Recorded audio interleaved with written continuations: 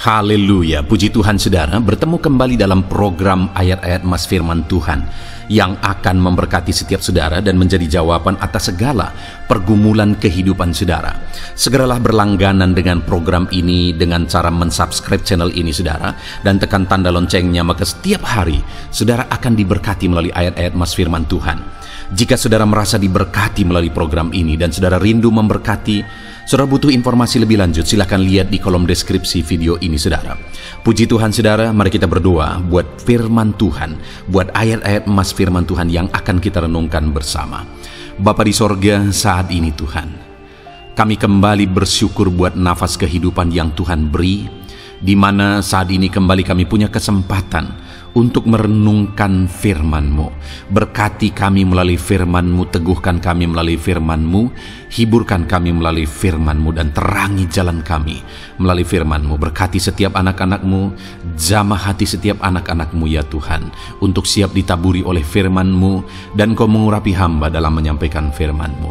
Dalam nama Tuhan Yesus kami renungkan firman Tuhan. Haleluya, amin.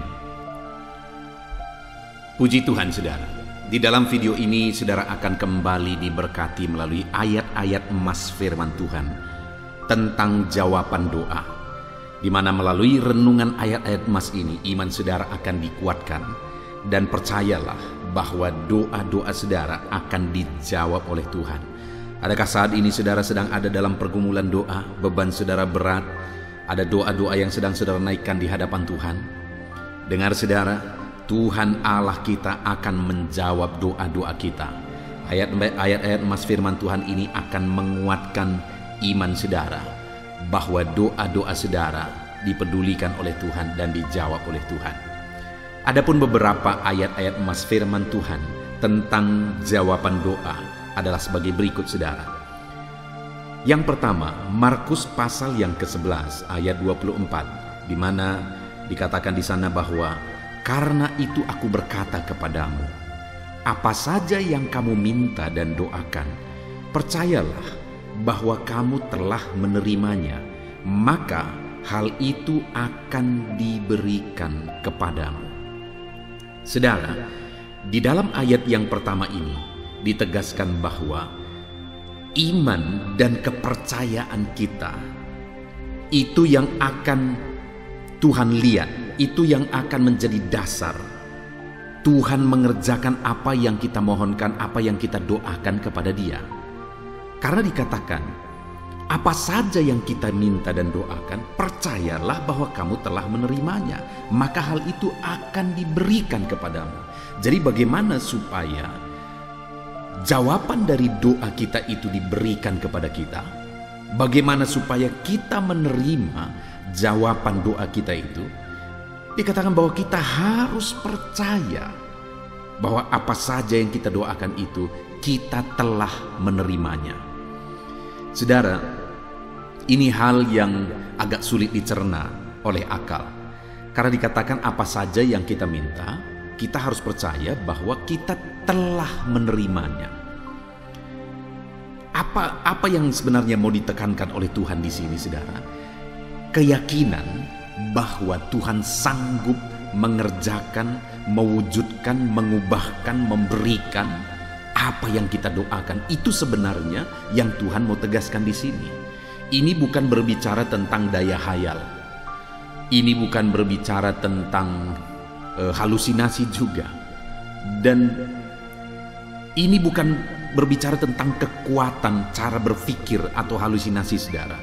Karena terkadang ada orang-orang yang mengkhotbahkan bahwa dari ayat ini, bahwa ini maksudnya adalah kalau kamu meyakini, membayangkan apa yang kamu doakan itu, kamu bayangkan bahwa itu sudah ada. Misalnya mendoakan satu mobil lah misalnya, kamu doakan apa mereknya, apa warnanya dan sebagainya. Bukan itu yang dimaksudkan Tuhan di sini saudara.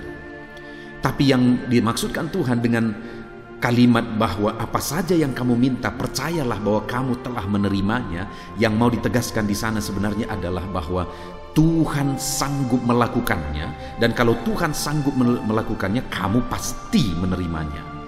Itu yang sebenarnya mau ditegaskan. Jadi apa yang sebenarnya mau ditegaskan Tuhan di sini adalah tentang iman. Percaya bahwa apa saja masalahmu, apa saja bebanmu, apa saja persoalanmu, apa saja kerinduanmu, Allah sanggup. Percayalah bahwa Dia sanggup mengerjakannya, mengubahkannya. Apa saja penyakitmu, Dia sanggup menyembuhkannya. Kalau Dia sanggup, percayalah bahwa kamu pasti menerimanya. Jadi kata telah di sana sebenarnya adalah menekankan tentang kepastian bahwa apa saja yang didoakan pasti diterima. Jadi saudara, saat ini percayalah, tidak ada yang mustahil bagi Tuhan. Tapi terkadang pikiran kita mengatakan ini mustahil. Pikiran kita mengatakan ini tidak mungkin. Berdasarkan pengalaman mungkin kita berpikir ini mustahil. Sama saja dengan Petrus, waktu dia menjala ikan, sepanjang malam dia sudah menjala ikan dan tidak dapat apa-apa. Dia sudah gunakan semua pengalamannya, keahliannya dan sebagainya. Ia tidak mendapat apa-apa. Tapi satu kali Yesus berkata, tebarkanlah jalamu. Lalu kemudian apa yang menjadi jawabannya saudara? Bahwa sepanjang malam dia telah melakukannya, tetapi kalau kamu perintahkan, aku akan tebarkan juga. Artinya apa? Semua keahlian sudah dilakukan. Jadi sepertinya nggak mungkin, tapi karena engkau perintahkan, aku tebarkan juga. Dan ketika ditebarkan saudara, betapa dahsyat yang dia raih, begitu banyak ikan yang dia raih.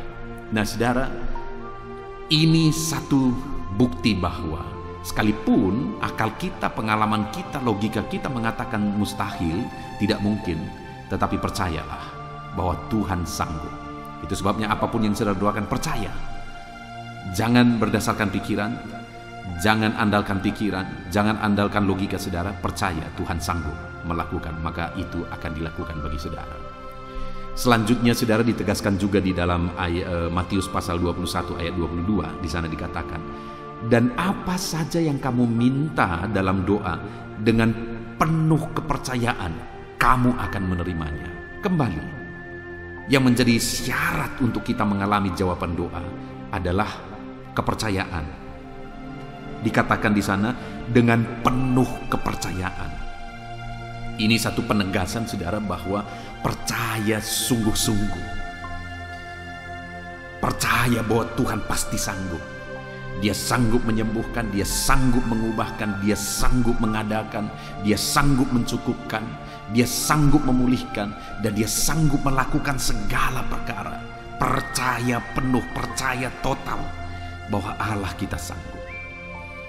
Percayalah, tidak ada yang mustahil bagi Tuhan. Dalam pengalaman hidup saya saudara, dalam melayani Tuhan, saya mengalami bahwa dalam perjalanan kehidupan saya menghadapi begitu banyak hal yang sepertinya mustahil secara logika, secara pikiran, ini mustahil. Tetapi Tuhan selalu punya cara. Tuhan selalu sanggup, Tuhan selalu berkuasa. Itu sebabnya percaya penuh. Hari ini saya mau menegaskan kepada saudara, kalau saudara rindu menerima jawaban-jawaban doa dalam kehidupan saudara, percaya penuh bahwa apa yang saudara doakan itu saudara akan menerimanya, karena Tuhan kita berkuasa untuk mewujudkan, untuk menjawab doa-doa kita. Selanjutnya di dalam Yakobus pasal 5 ayat 14-16 saudara, di sana dikatakan, kalau ada seorang di antara kamu yang sakit, baiklah ia memanggil para penatua jemaat supaya mereka mendoakan dia serta mengolesnya dengan minyak dalam nama Tuhan. Dan doa yang lahir dari iman akan menyelamatkan orang sakit itu, dan Tuhan akan membangkitkan dia. Dan jika ia telah berbuat dosa, maka dosanya itu akan diampuni. Karena itu hendaklah kamu saling mengaku dosamu dan saling mendoakan, supaya kamu sembuh. Doa orang benar bila dengan yakin didoakan, sangat besar kuasanya. Saudara, kalimat terakhir itu dikatakan bahwa doa orang benar bila dengan yakin didoakan, sangat besar kuasanya. Sangat besar kuasa doa saudara. Kenapa? Karena tidak terbatas. Apa saja bisa terjadi melalui doa. Apa saja bisa terwujud melalui doa. Allah bisa mengerjakan apa saja melalui doa. Tetapi sekali lagi, yang ditegaskan di sana adalah doa yang seperti apa yang berkuasa? Doa yang dipanjatkan dengan penuh keyakinan. Iman kembali. Jadi doa tidak akan pernah bisa terlepas dari iman. Bahkan dikatakan ayat 15 itu saudara, bahwa doa yang lahir dari iman akan menyelamatkan orang sakit itu, dan Tuhan akan menyembuhkan dia. Doa yang lahir dari iman itu akan mengerjakan keselamatan. Itu akan membuat Allah menyatakan mujizatnya, mengerjakan keselamatan, menyatakan kesembuhan. Dan dikatakan orang berdosa sekalipun diampuni ketika ada doa yang lahir dari iman dipanjatkan kepada Tuhan. Nah, itu sebabnya saudara, doa itu harus dipanjatkan dalam iman dan keyakinan. Percaya bahwa Tuhan sanggup menyembuhkan, percaya bahwa Tuhan sanggup melakukan mujizat, percaya bahwa Tuhan sanggup jawab doa-doa. Di Filipi pasal yang ke-4 ayat 6-7 saudara, di sana dikatakan, janganlah hendaknya kamu khawatir tentang apapun juga, tetapi nyatakanlah dalam segala hal keinginanmu kepada Allah dalam doa dan permohonan dengan ucapan syukur. Damai sejahtera Allah yang melampaui segala akal akan memelihara hati dan pikiranmu dalam Kristus Yesus. Nah saudara, di sini ditegaskan bahwa bagaimana supaya apa yang menjadi keinginanmu yang kamu utarakan kepada Allah itu akan diwujudkan. Permohonanmu itu akan terwujud. Dikatakan jangan khawatir, jangan hidup dalam kekhawatiran, tetapi berdoalah, naikkan permohonan kepada Tuhan. Maka dengan demikian dikatakan bahwa damai sejahtera Allah yang melampaui segala akal memelihara hati dan pikiranmu. Engkau akan hidup dalam kedamaian, kesejahteraan daripada Tuhan. Kenapa? Karena Tuhan akan menyatakan mujizatnya, karena Tuhan akan menjawab. Jangan khawatir, percaya saja. Jangan ragu, jangan bimbang, percaya bahwa Allah kita sanggup melakukan mujizatnya. Kemudian yang terakhir saudara, di dalam Yeremia pasal 33 ayat 3 dikatakan, berserulah kepadaku, maka aku akan menjawab engkau dan akan memberitahukan kepadamu hal-hal besar yang tidak terpahami, yakni hal-hal yang tidak kau ketahui. Saudara, di sini ada sesuatu yang luar biasa yang ditegaskan oleh Tuhan, bahwa jika kita berseru kepada Dia, maka Dia akan menjawab kita, dan Dia akan memberitahukan hal-hal besar yang lebih dari apa yang kita pahami. Artinya apa?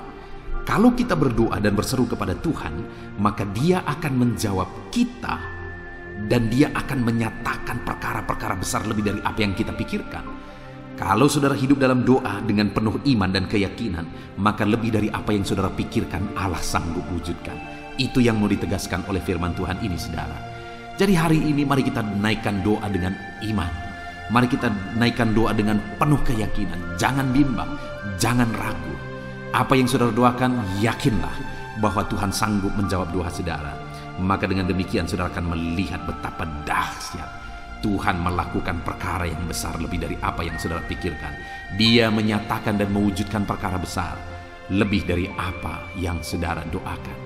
Puji Tuhan saudara, kita sungguh bersyukur buat firman Tuhan ini. Saya berdoa biarlah iman saudara dibangkitkan ketika saudara menaikkan doa-doa saudara di hadapan Tuhan. Kita bersyukur buat firman Tuhan ini. Imani firman Tuhan ini saudara, dan hiduplah dalam iman. Percaya bahwa Tuhan menjawab doa saudara. Hiduplah dalam doa dan percayalah doa-doa saudara dijawab oleh Tuhan. Kita bersyukur buat firman Tuhan yang telah kita renungkan tentang doa dan iman terhadap doa-doa kita, bahwa doa kita pasti dijawab oleh Tuhan. Puji Tuhan saudara, kita akan lanjutkan lagi dengan ayat-ayat emas yang lain, dengan topik yang baru lagi. Dengarkan terus renungan ini saudara. Haleluya, haleluya.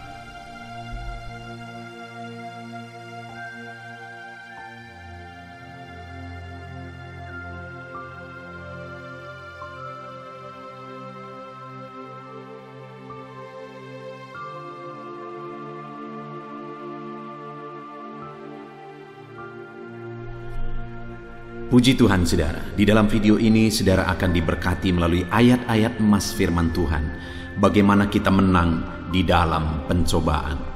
Saudara, dalam perjalanan kehidupan manusia, manusia akan selalu berhadapan dengan pencobaan demi pencobaan. Akan selalu saja ada pencobaan-pencobaan yang menerpa kehidupan manusia. termasuk orang-orang yang sudah percaya, saudara. Akan ada selalu pencobaan dalam berbagai bentuk yang bisa menerpa kehidupan kita sebagai orang-orang percaya. Nah, itu sebabnya, saudara, kita perlu belajar bagaimana supaya kita terhindar dari pencobaan, ataupun mungkin kalau Tuhan izinkan pencobaan itu kita alami, bagaimana supaya kita menang terhadap pencobaan-pencobaan yang kita alami di dalam kehidupan kita. Mungkin saat ini saudara sedang menghadapi satu pencobaan, apakah itu masalah, apakah itu penyakit, apakah itu persoalan, atau apapun bentuk pencobaan yang sedang saudara hadapi. Saat ini saudara perlu firman Tuhan, bagaimana supaya saudara menang atas semua pencobaan yang saudara hadapi. Kalau pencobaan itu mungkin saat ini masih sedang menerpa saudara, dan Allah belum melakukan mujizat, bagaimana supaya saudara kuat sampai pada akhirnya saudara menang atas segala pencobaan itu, saudara. Kerinduan dan harapannya melalui renungan ayat-ayat emas ini, saudara memahami bagaimana saudara menghadapi pencobaan, dan saudara memahami bagaimana saudara menang terhadap pencobaan. Bahkan saudara memahami juga bagaimana supaya saudara terhindar dari segala pencobaan. Kerinduannya supaya melalui renungan ini, saudara, pada akhirnya saudara menjadi pemenang-pemenang atas segala pencobaan hidup yang Tuhan izinkan saudara alami. Dan saya rindu mendengar kesaksian saudara setelah saudara mendengarkan renungan firman Tuhan ini, bagaimana saudara menang atas pencobaan yang saudara hadapi di dalam kehidupan saudara. Ataupun mungkin selama ini saudara sudah menerapkan prinsip-prinsip kebenaran firman Tuhan yang akan kita belajar di dalam video ini, dan kemudian saudara akhirnya menang atas pencobaan-pencobaan hidup yang saudara alami dalam kehidupan saudara. Silahkan saksikan di kolom komentar video ini, saudara, sehingga anak-anak Tuhan yang lain akan dikuatkan melalui kesaksian saudara. Puji Tuhan, saudara. Adapun beberapa ayat-ayat emas firman Tuhan tentang bagaimana menang atas pencobaan adalah sebagai berikut. Yang pertama, dari Lukas pasal 22 ayat yang ke-40, demikian firman Tuhan. Setelah tiba di tempat itu, ia berkata kepada mereka, "Berdoalah supaya kamu jangan jatuh ke dalam pencobaan." Saudara, di ayat emas yang pertama ini, bagaimana menang atau terhindar dari pencobaan, bagaimana kuat dari pencobaan.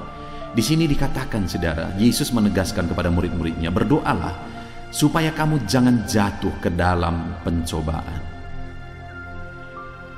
Yesus memberi cara kepada murid-muridnya supaya mereka bisa terhindar dari pencobaan, di mana mereka ada banyak pencobaan yang akan menimpa murid-muridnya seperti yang dia alami. Tetapi Yesus juga mengajar murid-muridnya, selain dia akan memberi kemenangan bagi mereka melalui rohnya nanti setelah dia pergi ke sorga, tapi Yesus juga memberi penegasan kepada mereka supaya mereka terhindar dari pencobaan. Mereka perlu berdoa supaya terhindar dari pencobaan tersebut, supaya jangan jatuh ke dalam pencobaan tersebut. Saudara, di dalam kehidupan kita, selagi pencobaan bisa dihindari dari kehidupan kita, setiap kita pasti rindu supaya pencobaan itu dilalukan. Kalau pencobaan itu Tuhan kehendaki kita hadapi, ya kita rindu kekuatan sampai akhirnya kita menang.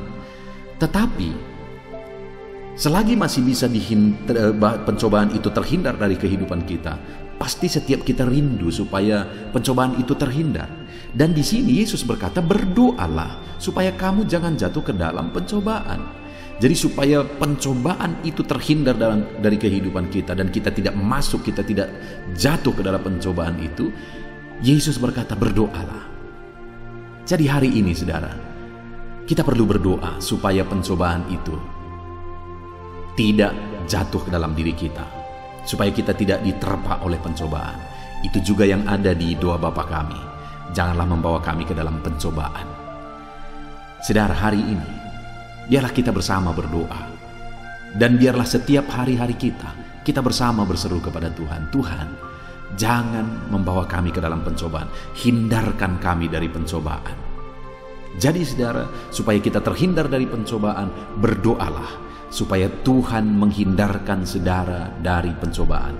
Hari ini melalui firman Tuhan ini biarlah setiap kita disadarkan supaya setiap hari kita perlu berdoa supaya kita dijauhkan, dihindarkan dari pencobaan. Lalu kemudian ayat emas selanjutnya saudara, tentang bagaimana terhindar, bagaimana kuat, dan bagaimana menang atas pencobaan adalah dari 1 Korintus pasal 10 ayat 13. Demikian firman Tuhan. Pencobaan-pencobaan yang kamu alami ialah pencobaan-pencobaan biasa yang tidak melebihi kekuatan manusia. Sebab Allah setia dan karena itu Ia tidak akan membiarkan kamu dicobai melampaui kekuatanmu. Pada waktu kamu dicobai, Ia akan memberi kepadamu jalan keluar sehingga kamu dapat menanggungnya. Saudara, di sini ditegaskan bahwa pencobaan-pencobaan yang kita alami ialah pencobaan biasa. Jadi ada yang terkadang pencobaan itu Tuhan izinkan kita alami. Tuhan izinkan menerpa kehidupan kita.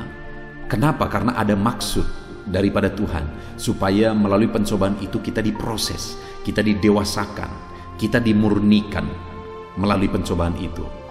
Dan hal yang ditegaskan Tuhan di sini adalah pencobaan-pencobaan yang kamu alami ialah pencobaan biasa, tidak melebihi kekuatan manusia. Pencobaan seperti apakah yang pencobaan biasa? Sebenarnya tidak ada pencobaan yang biasa, saudara, dan tidak ada pencobaan yang besar. Sangat tergantung kepada orangnya. Kenapa? Karena saya pernah melihat bahwa ada orang yang masalahnya sangat kecil, tapi dia sudah stres. Begitu stresnya dia oleh karena masalah kecil itu, bahkan sampai akhirnya masuk rumah sakit jiwa. Masalahnya hanya karena masalah kuku di kakinya yang menusuk ke dalam dagingnya sehingga bengkak dan infeksi bertahun-tahun. Dan dia stres akan hal itu, dan itu membawa dia ke rumah sakit jiwa. Besar atau kecil? Ya bagi pada umumnya orang mungkin itu masalah kecil, tapi bagi orang ini itu masalah besar. Tapi ada orang yang masalahnya bertubi-tubi, tapi biasa saja. Pencobaan-pencobaan bertubi-tubi, tapi biasa saja.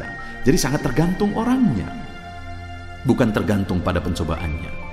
Dan di sini Allah memberi cara bagaimana supaya pencobaan-pencobaan yang kita alami itu menjadi pencobaan biasa, di mana dikatakan bahwa pencobaan yang kamu alami adalah pencobaan biasa yang tidak melebihi kekuatan manusia.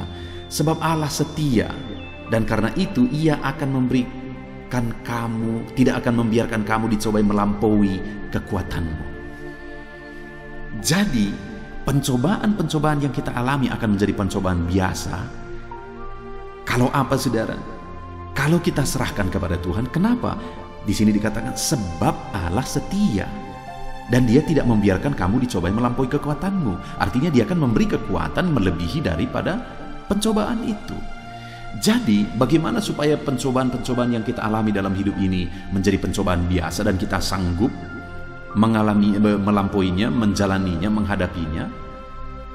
Nah, dan di sini dikatakan pada waktu kamu dicobai, Ia memberi jalan keluar sehingga kamu dapat menanggungnya.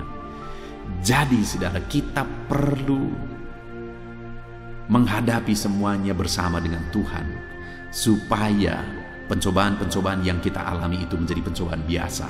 Kita kuat dan Allah memberi jalan keluar bagi kita. Ayat mas selanjutnya saudara, tentang bagaimana Allah memberi kita kekuatan dan jalan keluar atas segala pencobaan yang kita alami. Dari 2 Petrus pasal 2 ayat 9, demikian firman Tuhan.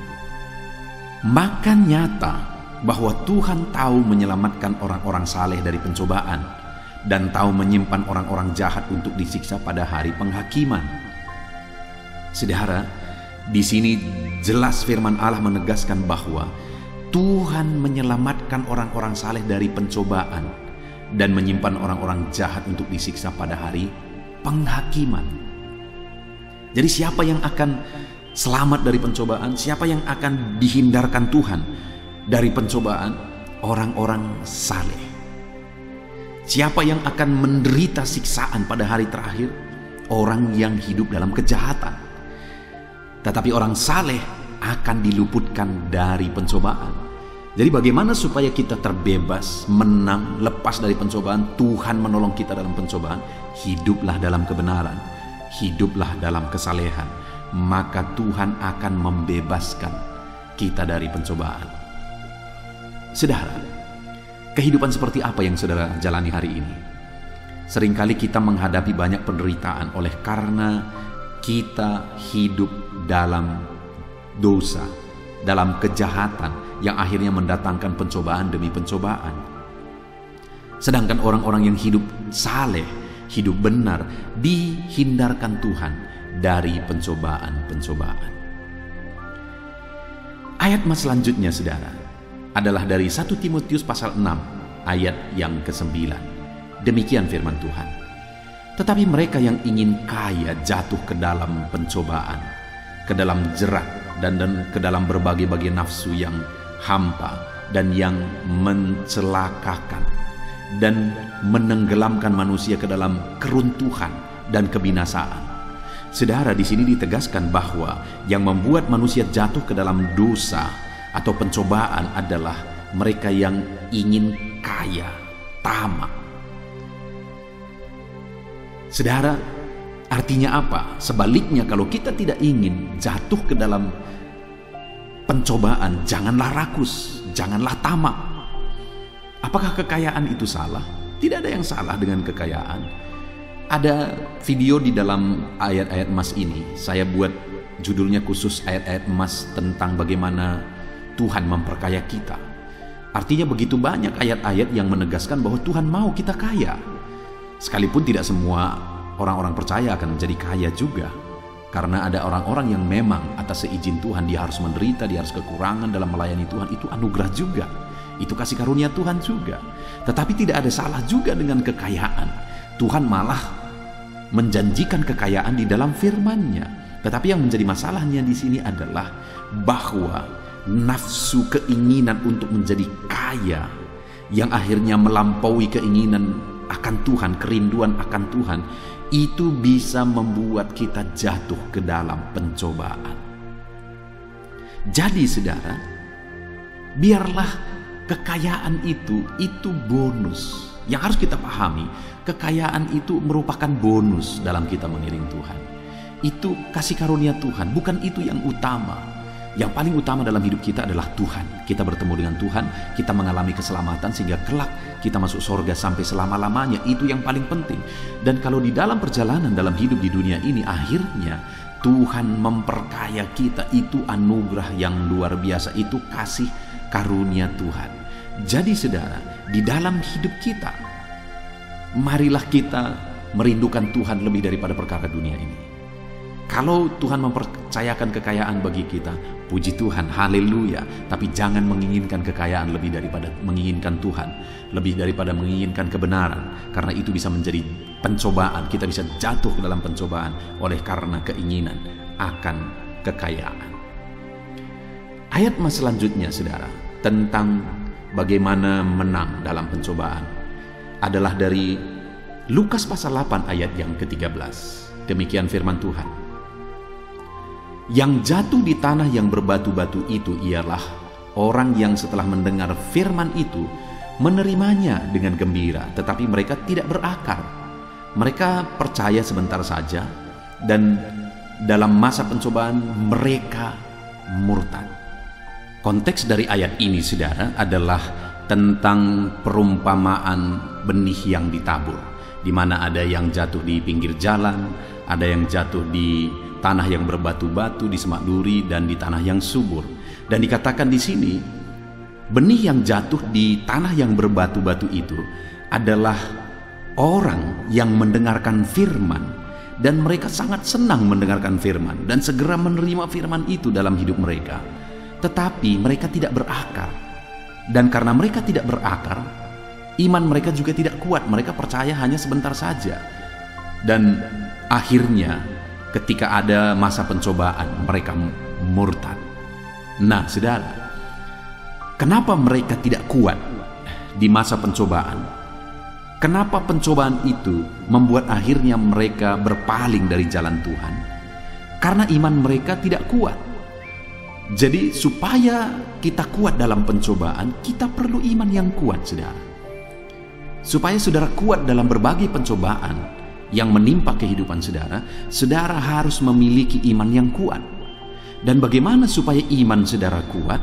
Saudara harus berakar dalam firman. Bukan hanya suka mendengarkan firman Tuhan, tapi saudara harus berakar di dalam firman. Saudara, saya begitu rindu, begitu banyak anak-anak Tuhan bisa berakar melalui firman. Saya membuat channel renungan ini, saudara, ayat-ayat emas. Ada renungan untuk renungan malam, yaitu channel audio Alkitab. Ada renungan untuk renungan pagi, yaitu channel renungan penyejuk jiwa. Saya buat berbagai channel tersebut, saudara, dengan kerinduan supaya semakin banyak anak-anak Tuhan mendengarkan firman Tuhan dan mereka berakar dalam firman, sehingga sekalipun tanda-tanda akhir zaman sudah semakin nyata, artinya kita sudah hidup di akhir zaman ini, saudara, tapi kita akan tetap kuat karena kita berakar di dalam firman yang membangkitkan iman, meneguhkan iman kita, dan itu membuat kita kuat. Sehingga pencobaan, tantangan, masalah, persoalan apapun yang kita hadapi, kita tetap kuat. Jadi bagaimana supaya kuat dalam pencobaan? Miliki iman yang kuat. Bagaimana supaya iman kita kuat? Mari berakar di dalam firman. Renungkan firman dan berakarlah di dalam firman itu. Ayat emas selanjutnya, saudara, tentang bagaimana menang atas pencobaan adalah dari Ibrani pasal 2 ayat yang ke-18. Demikian firman Tuhan. Sebab oleh karena ia sendiri telah menderita karena pencobaan, maka ia dapat menolong mereka yang dicobai. Kita sungguh bersyukur mengenal Yesus sebagai Tuhan dan Juru Selamat kita, saudara. Kenapa? Karena Dia Tuhan yang begitu baik. Kita tidak perlu membela Dia.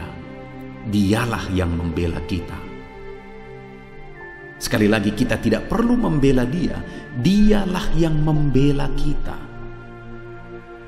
Dan ditegaskan di sini, saudara, bahwa Dia telah menderita pencobaan. Bahkan Dia mati di kayu salib. Dan ditegaskan bahwa Ia juga dapat menolong kita yang dicobai. Kenapa? Karena Dia sendiri merasakan. Dia Allah kita yang penuh kasih dan tidak perlu dibela. Kitalah yang dibela oleh Tuhan. Itu sebabnya, saudara, kita sebagai orang Kristen tidak perlu kita mendemo supaya membela Tuhan kita, membela Alkitab, membela Yesus. Sekalipun seringkali Yesus dihina, agama kita dihina, nggak perlu dibela karena Tuhan kitalah yang membela kita. Kenapa?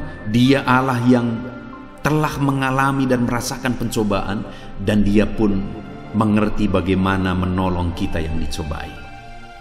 Jadi bagaimana supaya kita menang atas pencobaan? Berserahlah kepada Yesus yang telah dicobai dan akan menolong saudara dalam segala pencobaan saudara.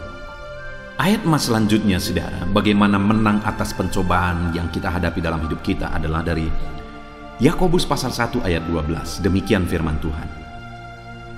Berbahagialah orang yang bertahan dalam pencobaan, sebab apabila ia sudah tahan uji, ia akan menerima mahkota kehidupan yang dijanjikan Allah kepada barang siapa yang mengasihi Dia. Jadi, saudara, yang dibicarakan di sini adalah pencobaan di mana menderita bagi Yesus. Jika dalam hidup ini Tuhan izinkan kita mengalami pencobaan, harus menderita bagi Yesus, maka bertahanlah. Kenapa, saudara? Karena jika kita bertahan dan kita tahan uji, siap menderita bagi Yesus, kita akan menerima mahkota atas penderitaan yang harus kita tanggung demi iman kita kepada Yesus. Ada mahkota yang dijanjikan bagi setiap kita. Saya percaya, saudara, setiap kita rindu supaya kelak kita menerima mahkota yang mulia, dan itu akan dianugerahkan bagi orang-orang yang bertahan dalam berbagai-bagai pencobaan. Ayat mas terakhir tentang bagaimana menang atas pencobaan adalah dari 1 Petrus pasal 1 ayat 5 sampai ayat 6. Demikian firman Tuhan. Yaitu kamu yang dipelihara dalam kekuatan Allah karena imanmu, sementara kamu menantikan keselamatan yang telah tersedia untuk dinyatakan pada zaman akhir.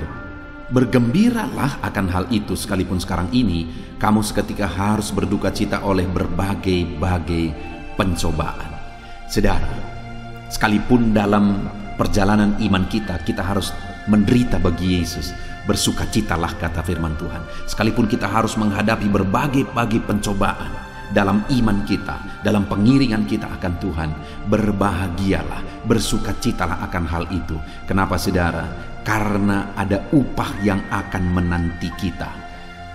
Kelak ketika kita berada di hadapan Tuhan, kita akan menerima upah atas segala penderitaan dan berbagai pencobaan yang harus kita tanggung, yang harus kita hadapi dalam pengiringan kita akan Tuhan.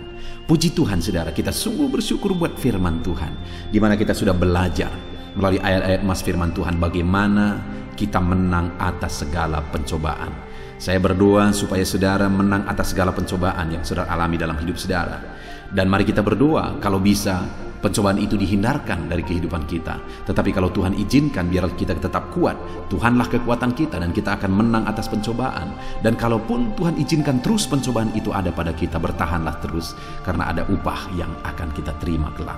Kita bersyukur buat firman Tuhan, bersyukur buat ayat-ayat emas ini saudara. Mari kita berdoa. Saya rindu berdoa supaya saudara kuat atas segala pencobaan. Mari ambil sikap berdoa. Bapa di sorga, saat ini Tuhan, hamba berdoa bagi setiap anak-anak-Mu yang sedang mendengarkan video renungan ayat-ayat emas firman Tuhan tentang bagaimana kami menang atas pencobaan. Bapa yang baik, saat ini hamba berdoa bagi setiap anak-anak-Mu ini. Mungkin mereka saat ini sedang ditimpa oleh berbagai-bagai pencobaan. Mungkin ada masalah, ada persoalan, ada pencobaan yang mereka hadapi di dalam kehidupan mereka. Biarlah Tuhan yang memberi mereka kekuatan, Tuhan yang memberi mereka kemenangan atas segala pencobaan yang Kau izinkan mereka hadapi. Biarlah iman mereka semakin teguh. Berkati mereka Tuhan, kuatkan mereka, teguhkan mereka, beri mereka kemenangan atas segala pencobaan yang mereka hadapi. Dalam nama Tuhan Yesus Kristus kami berdoa. Haleluya. Amin. Puji Tuhan saudara, di dalam video ini saudara akan diberkati melalui ayat-ayat emas firman Tuhan tentang pemulihan yang Tuhan kerjakan di dalam kehidupan kita. Saudara, Allah yang kita sembah adalah Allah yang memulihkan. Dia rela mengorbankan segalanya demi memulihkan umat-umatnya. Dan hari ini pun saudara, apapun dan bagaimanapun keadaan saudara, Allah pasti memulihkan saudara, dan Allah sanggup memulihkan saudara. Itu sebabnya saat ini kalau saudara rindu mengalami pemulihan dikerjakan oleh Tuhan dari segala situasi kehidupan saudara, biarlah saat ini saudara sediakan waktu untuk merenungkan firman Tuhan. Mungkin saudara sedang sakit, butuh pemulihan dari Tuhan. Mungkin saudara sedang berbeban berat, butuh pemulihan dari Tuhan. Mungkin hati saudara sedang terluka, butuh pemulihan dari Tuhan. Atau apapun keadaan saudara saat ini yang merindukan pemulihan dari Tuhan, mari renungkan firman Tuhan saudara. Siapkan hati saudara supaya firman Tuhan benar-benar menguatkan saudara dan meyakinkan saudara bahwa Tuhan akan mengerjakan pemulihan di dalam kehidupan saudara.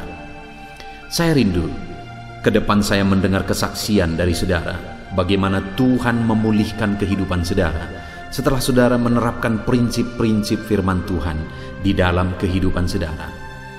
Bahkan mungkin ada di antara saudara yang selama ini sudah menerapkan prinsip-prinsip kebenaran firman Tuhan yang kita akan belajar di dalam video ini saudara. Dan kemudian Tuhan mengerjakan pemulihan di dalam kehidupan saudara. Silakan tuliskan kesaksian saudara bagaimana Tuhan memulihkan kehidupan saudara, supaya anak-anak Tuhan yang lain juga dikuatkan melalui kesaksian saudara. Silakan tuliskan kesaksian saudara di kolom komentar di bawah video ini, untuk menguatkan yang lain dan untuk jadi kemuliaan bagi nama Tuhan. Puji Tuhan saudara. Adapun beberapa ayat-ayat emas firman Tuhan tentang pemulihan yang Tuhan kerjakan dalam kehidupan kita umat-umatnya adalah sebagai berikut. Yang pertama, yaitu dari Mazmur 126 ayat 1 sampai ayat yang kedua. Demikian firman Tuhan. Nyanyian ziarah, ketika Tuhan memulihkan keadaan Sion, keadaan kita seperti orang-orang yang bermimpi. Pada waktu itu mulut kita penuh dengan tertawa dan lidah kita dengan sorak-sorai. Pada waktu itu berkatalah orang di antara bangsa-bangsa, Tuhan telah melakukan perkara besar kepada orang-orang ini. Di dalam Mazmur 126 ini, saudara, pemazmur menegaskan bahwa ketika Tuhan memulihkan keadaan Sion, Sion adalah kata ganti untuk umat-umat Tuhan. Dan kalimat ini berkata ketika Tuhan memulihkan keadaan Sion, artinya bahwa ada waktu Tuhan mengerjakan pemulihan. Ada waktu Tuhan memulihkan umat-umatnya. Ada waktu, ada saat, ada ketika Tuhan tetapkan bahwa Dia pasti memulihkan kehidupan kita, saudara. Kalaupun mungkin saat ini saudara merasakan sakit yang berkepanjangan, kalaupun mungkin saat ini saudara sedang dibebani oleh masalah dan persoalan yang berkepanjangan, tetapi dengar, ada waktu Tuhan pasti mengerjakan pemulihan. Jika kita hidup sebagaimana seharusnya sesuai dengan prinsip-prinsip firman Tuhan. Karena dikatakan di sini ketika Tuhan memulihkan keadaan Sion, ada waktu Tuhan mengadakan pemulihan bagi kita umat-umatnya. Pemulihan artinya perubahan. Kalau kita sakit, Dia kerjakan kesembuhan. Kalau kita berkekurangan, Dia cukupkan kita. Kalau kita sedang dibebani masalah, Dia angkat beban itu. Dia kerjakan pemulihan. Dan di dalam kalimat-kalimat ini, saudara, ditegaskan bahwa ketika Tuhan memulihkan keadaan Sion, keadaan kita seperti orang-orang yang bermimpi. Jika Tuhan mengerjakan pemulihan, maka keadaan kita seperti orang bermimpi.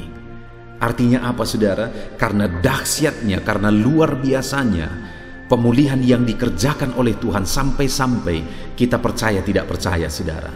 Sampai-sampai kita merasa seperti bermimpi. Saking dahsyatnya Tuhan kerjakan pemulihan dalam hidup kita. Ketahuilah, saudara, bahwa jika Tuhan memulihkan kehidupan kita, seperti mimpi rasanya. Hal yang tidak kita pernah pikirkan Allah bisa kerjakan. Lebih dari apa yang saudara pernah doakan, apa yang pernah saudara pikirkan, Allah sanggup mengerjakan. Jika Dia telah mengerjakan pemulihan, itu bisa terjadi seakan-akan seperti bermimpi. Lalu ayat 2 tadi dikatakan pada waktu itu, maksudnya pada waktu pemulihan terjadi. Pada waktu itu mulut kita penuh dengan tertawa. Ketika Tuhan mengerjakan pemulihan, mulut kita penuh dengan tertawa. Mungkin saat ini saudara sedang menangis, tetapi ada waktunya tangisan itu akan berubah jadi tertawa ketika Tuhan mengerjakan pemulihan. Dan dikatakan juga, dan lidah kita dengan sorak-sorai. Mulut kita penuh dengan sorak-sorai. Artinya kita akan bersukacita atas pemulihan yang dikerjakan oleh Tuhan. Betapa dahsyat pemulihan itu, saudara. Bahkan dikatakan pada waktu itu, pada saat Tuhan mengerjakan pemulihan, berkatalah orang-orang di antara bangsa-bangsa. Apa yang dikatakan oleh mereka?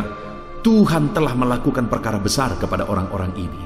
Bangsa-bangsa pun akan mengakui bahwa Tuhan mengerjakan pekerjaan besar dalam hidup umat-umatnya. Artinya orang-orang lain akan melihat apa yang Tuhan kerjakan, pemulihan yang Tuhan kerjakan. Dan pada saat itu mereka akan mengakui bahwa betapa dahsyat, betapa besar pemulihan yang Tuhan kerjakan di dalam kehidupan kita. Saudara, betapa dahsyatnya pemulihan itu sampai-sampai kita seperti bermimpi. Betapa dahsyatnya pemulihan itu sehingga mulut kita penuh dengan tertawa. Dan betapa dahsyatnya pemulihan itu sehingga orang-orang pun akan mengakui perkara besar Tuhan kerjakan dalam hidup kita. Itu sebabnya saat ini apa yang harus kita lakukan? Saudara, kalau saudara lihat dalam konteks ini, saudara, maka pemazmur mulai berkata, pulihkan keadaan kami ya Tuhan. Artinya apa? Berserulah untuk terjadinya pemulihan. Berdoalah. Yang harus saudara lakukan hari ini adalah berdoalah. Dalam hal apa saudara rindu Tuhan mengerjakan pemulihan? Berdoalah, berdoalah, dan berdoalah supaya Tuhan mengerjakan pemulihan sampai tiba waktunya Tuhan kerjakan pemulihan itu dalam hidup kita. Saudara, Tuhan pasti mengerjakan pemulihan, dan kalau Dia mengerjakan pemulihan, kita seperti bermimpi. Mulut kita penuh dengan tertawa, dan orang-orang akan mengakui bahwa betapa dahsyat Tuhan mengerjakan pemulihan dalam hidup kita. Berdoalah terus untuk terjadinya pemulihan. Di dalam Kisah Rasul pasal yang pertama ayat 6 sampai ayat 7 adalah ayat emas kedua tentang pemulihan yang Tuhan kerjakan, di mana di sana dikatakan, maka bertanyalah mereka yang berkumpul di situ, Tuhan, maukah Engkau pada masa ini memulihkan kerajaan bagi Israel? Jawabnya, Engkau tidak perlu mengetahui masa dan waktu yang ditetapkan Bapa sendiri menurut kuasanya. Saudara, saat Yesus mau naik ke sorga, murid-muridnya berkata kepada Dia, memohon kepada Dia, maukah Engkau pada masa ini memulihkan kerajaan bagi Israel? Karena waktu itu mereka sangat merindukan pemulihan terjadi atas bangsa mereka. Kenapa? Karena bangsa itu dijajah, bangsa itu menderita, bangsa itu tidak merdeka, bangsa itu belum dipulihkan, sehingga mereka rindu pemulihan terjadi. Sehingga mereka memohon kepada Yesus, maukah Engkau memulihkan kerajaan bagi Israel? Memang ada janji pemulihan itu, tapi sebenarnya janji pemulihan itu adalah janji Mesias tentang pemulihan secara rohani, tapi mereka mengharapkan pemulihan secara jasmani. Tetapi lihat saudara, apa jawaban Tuhan? Engkau tidak perlu mengetahui masa dan waktunya yang ditetapkan Bapa sendiri menurut kuasanya. Nanti ke depan memang akan terjadi pemulihan itu. Tetapi hal yang ditegaskan di sini, engkau tidak perlu mengetahui masa dan waktunya. Waktu itu bukan urusan kita. Tuhan pasti akan mengerjakan pemulihan. Karena dikatakan engkau tidak perlu mengetahui masa dan waktunya. Artinya ada masa dan ada waktu Tuhan pasti memulihkan. Tetapi tentang masa dan waktu itu bukan urusan kita. Tentang masa dan waktu terjadinya pemulihan itu hak prerogatifnya Tuhan.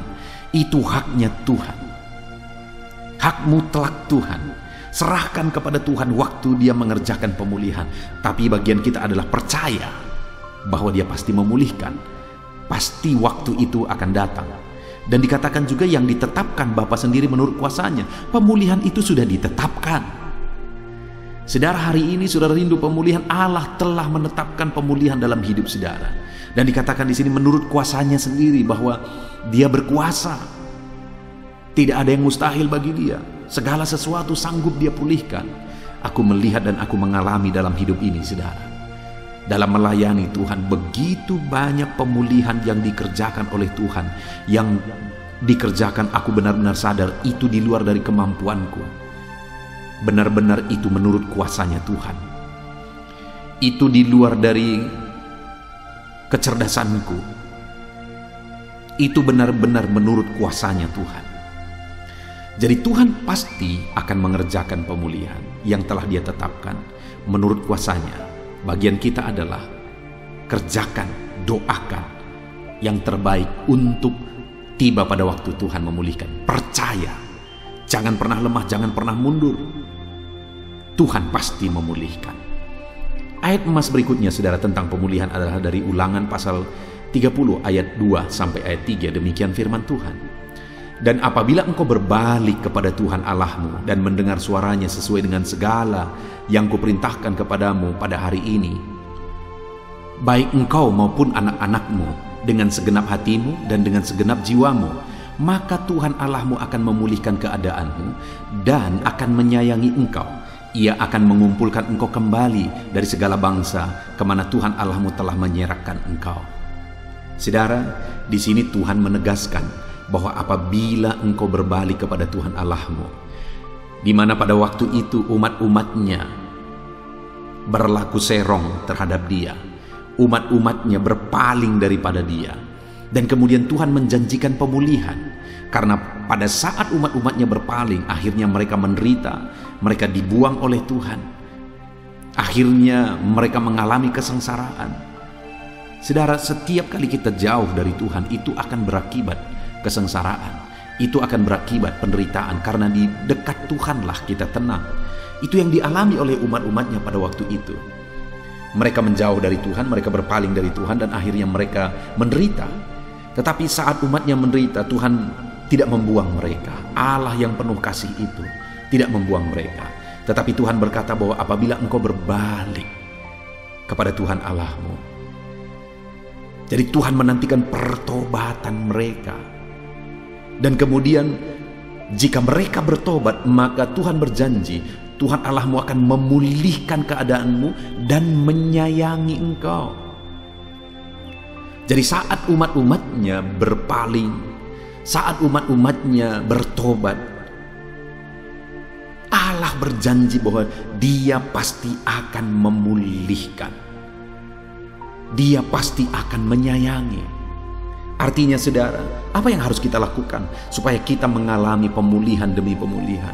Alamilah pertobatan demi pertobatan.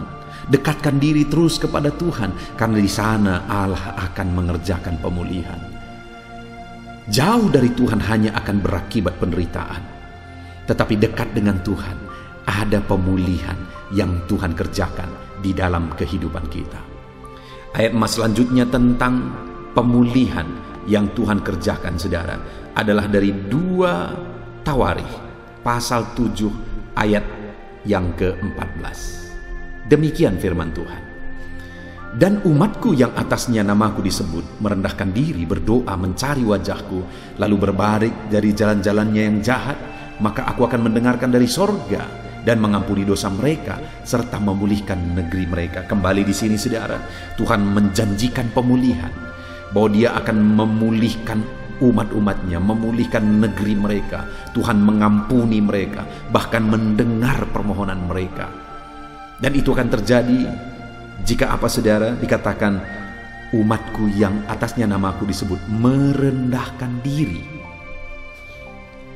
Merendahkan diri di hadapan Tuhan, mengaku bahwa hanya karena anugerah Tuhan, mengaku bahwa hanya karena kasih karunia Tuhan. Pemulihan itu akan terjadi bagi orang-orang yang merendahkan diri di hadapan Tuhan. Lalu kemudian apa? Berdoa, memohon pemulihan daripada Tuhan. Lalu apa saudara? Mencari wajah Tuhan. Artinya rindu akan Tuhan, mencari wajahnya. Dan kemudian berbalik dari jalan yang jahat, maka Tuhan mengampuni dan Dia memulihkan.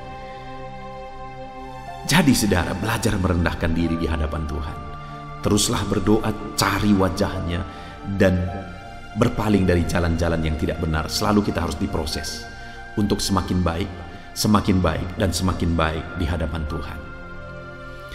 Lalu kemudian saudara, ayat emas selanjutnya adalah dari Ayub pasal 42 ayat yang ke-10. Demikian firman Tuhan.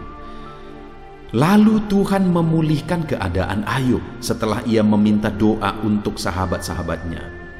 Dan Tuhan memberikan kepada Ayub 2 kali lipat dari segala kepunyaannya dahulu. Saudara, di sini ditegaskan bahwa lalu Tuhan memulihkan keadaan Ayub setelah ia meminta doa untuk sahabat-sahabatnya. Jadi pada waktu itu saudara, Ayub yang sedang menderita, sahabat-sahabatnya datang, bukannya malah membantu Ayub, menghibur Ayub, tapi mereka malah menghakimi, menuduh, menghakimi, dan menghakimi Ayub. Sampai Tuhan pun marah kepada sahabat-sahabat Ayub. Dan waktu itu pengampunan Tuhan beri kepada sahabat-sahabat Ayub setelah Ayub berdoa bagi sahabat-sahabatnya. Jadi sahabat-sahabatnya yang seharusnya menolong dia malah menghakimi dia. Wajar saja kalau misalnya Ayub marah, Ayub benci, Ayub akar pahit, Ayub marah kepada sahabat-sahabatnya, sangat wajar. Tetapi pada waktu itu yang dilakukan oleh Ayub saudara, dia berdoa bagi sahabat-sahabatnya. Dan saat Ayub yang seharusnya membenci sahabatnya malah berdoa bagi sahabat-sahabatnya, Allah mengerjakan pemulihan dalam hidup Ayub. Saudara, terkadang kita banyak alasan untuk membenci orang lain, karena mungkin kita disakiti, kita diperlakukan tidak adil, kita tidak diperhatikan, dan sebagainya dan sebagainya. Tetapi dengar, jangan pernah membenci. Berdoalah bagi setiap orang-orang yang mengecewakan saudara, maka saat itulah pemulihan Tuhan kerjakan dalam hidup saudara. Jadi kalau saudara disakiti, saudara tidak sakit hati, malah saudara berdoa bagi orang yang menyakiti hati saudara, itu bukan untuk mereka, tapi sebenarnya keuntungan itu untuk kita. Karena saat kita mampu berdoa untuk mereka dengan tulus, maka di sanalah Tuhan akan mengerjakan pemulihan. Puji Tuhan saudara, ayat emas terakhir tentang pemulihan yang Tuhan kerjakan di dalam kehidupan umatnya adalah dari Mazmur pasal 41 ayat 2 sampai ayat yang keempat. Demikian firman Tuhan. Berbahagialah orang yang memperhatikan orang lemah. Tuhan akan meluputkan dia pada waktu celaka. Tuhan akan melindungi dia dan memelihara nyawanya sehingga ia disebut berbahagia di bumi. Engkau takkan membiarkan dia dipermainkan musuhnya. Tuhan membantu dia di ranjangnya waktu sakit. Di tempat tidurnya, kau pulihkan dia sama sekali dari sakitnya. Saudara, di sini Tuhan kembali berjanji bahwa dia akan mengerjakan pemulihan. Malah pada waktu sakit pun Tuhan kerjakan pemulihan. Dan itu terjadi kepada siapa saudara? Kepada orang yang memperhatikan orang lemah. Orang yang memperhatikan orang lain akan dipulihkan. Orang yang jadi berkat bagi orang lain akan dipulihkan. Kalau saudara rindu mengalami pemulihan yang Tuhan kerjakan dalam hidup saudara, jadilah berkat bagi orang lain. Belajarlah untuk memperhatikan orang lain, untuk menjadi berkat bagi orang lain. Puji Tuhan saudara, kita sungguh bersyukur buat firman Tuhan yang telah kita renungkan bersama, di mana kita sudah belajar bahwa Tuhan pasti akan mengerjakan pemulihan. Ada waktu yang sudah Dia tetapkan bahwa Dia pasti akan mengerjakan pemulihan. Bagi kita, bagian kita adalah kita terus berdoa untuk terjadinya pemulihan. Kita percaya bahwa Tuhan berkuasa memulihkan. Dan kemudian kita mencari wajahnya, merendahkan diri, bertobat, berbalik dari jalan-jalan kita yang jahat. Bahkan kita belajar memperhatikan orang lain, mengampuni orang lain, belajar untuk jadi berkat bagi orang lain. Saat itu kita akan mengalami pemulihan. Puji Tuhan saudara, mari kita terapkan firman Tuhan dalam kehidupan kita. Saya mau berdoa supaya Tuhan mengerjakan pemulihan dalam hidup saudara. Mari ambil sikap berdoa, kita berdoa bersama. Bapa di sorga, saat ini Tuhan, kami kembali merendahkan diri di hadapan-Mu. Hamba berdoa supaya Tuhan mengerjakan pemulihan dalam kehidupan umat-umat-Mu ya Tuhan. Khususnya saat ini hamba berdoa bagi anak-anak-Mu yang sedang mendengarkan video ayat-ayat emas tentang pemulihan ini. Mereka yang begitu rindu pemulihan terjadi. Mereka yang saat ini sedang berbeban berat, sedang sakit dan sebagainya, yang merindukan pemulihan terjadi. Hamba berdoa, kerjakan pemulihan dalam hidup anak-anak-Mu. Di dalam nama Tuhan Yesus Kristus, Tuhan mengerjakan pemulihan dalam setiap hidup anak-anak Tuhan yang sedang mendengarkan video ini. Dalam nama Yesus, pemulihan terjadi. Haleluya, haleluya. Amin. Puji Tuhan saudara, di dalam video ini saudara akan diberkati melalui ayat-ayat emas firman Tuhan tentang pengenalan akan Tuhan. Saudara, berbicara tentang pengenalan akan Tuhan. Pengenalan akan Tuhan adalah hal yang lebih berharga dan lebih penting dari apapun di dalam kehidupan ini saudara. Ada begitu banyak hal yang berharga, ada begitu banyak hal yang penting. Ada begitu banyak hal yang perlu kita perjuangkan dalam kehidupan ini. Tetapi dengar saudara, lebih daripada semuanya itu, yang lebih penting dari semuanya adalah pengenalan akan Tuhan. Dan yang menyedihkan saudara, bahwa begitu banyak anak-anak Tuhan yang mengabaikan pengenalan akan Tuhan. Bagi banyak orang beribadah sudah cukup. Bagi banyak orang menjadi predikat, memiliki predikat menjadi orang Kristen itu sudah cukup. Bagi banyak orang melayani di gereja, setia, beribadah sudah cukup. Tetapi semuanya itu tidak ada gunanya kalau kita tidak memiliki pengenalan akan Tuhan. Karena orang yang tidak mengenal Tuhan tidak juga dikenal oleh Tuhan. Saudara, itu sebabnya saat ini betapa penting kita belajar tentang pengenalan akan Tuhan. Biarlah melalui video ayat-ayat emas tentang pengenalan akan Tuhan ini, kita belajar semakin mengenal Tuhan. Hari ini melalui video ini, saudara dibawa semakin mengenal Tuhan. dan termotivasi untuk semakin mengenal Tuhan. Saudara, kerinduannya melalui ayat-ayat emas firman Tuhan tentang pengenalan akan Tuhan, saudara akan semakin rindu untuk semakin mengenal Tuhan, dan saudara akan semakin memahami betapa pentingnya pengenalan akan Tuhan. Dan saya rindu saudara mendengar kesaksian saudara, bagaimana saudara semakin rindu mengenal Tuhan, dan bagaimana saudara semakin mengenal Tuhan di dalam perjalanan kehidupan saudara. Ataupun mungkin saudara adalah orang yang begitu haus dan rindu akan pengenalan akan Tuhan.